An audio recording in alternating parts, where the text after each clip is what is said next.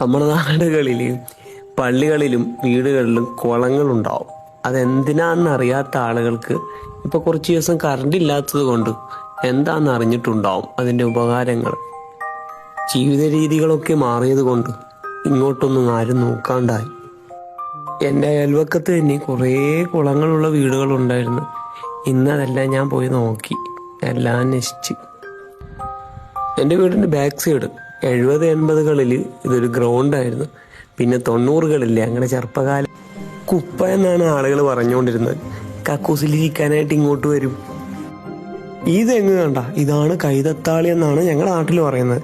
ഇതിൻ്റെ അച്ചിങ്ങ അല്ലേ, അത് ഭയങ്കര മധുരമായിരിക്കും. സാധാരണ തെങ്ങിൻ്റെ അച്ചിങ്ങ ഒരു ചവർപ്പുണ്ടാവൂലേ, ഇതിനതുണ്ടാവൂല. ഈ അപ്പിൻ്റെ സ്മെല്ലുണ്ടെങ്കിലും ഈ ചെക്കന്മാർ ഇത് പറിക്കാനായിട്ട് തന്നെ വരും. ഇത് കുളങ്ങായിരുന്നു മുമ്പ്. ഈ നിന്ന സ്ഥലങ്ങളില്ലേ, ഇവിടെയാണ് കുളം. ഇതിവിടെ എൻ്റെ ഈ പ്രായം കാറ്റ് ഈ പ്രായത്തിലായപ്പോയേ കുളമൊക്കെ മണ്ണിട്ട് തൂർത്ത്.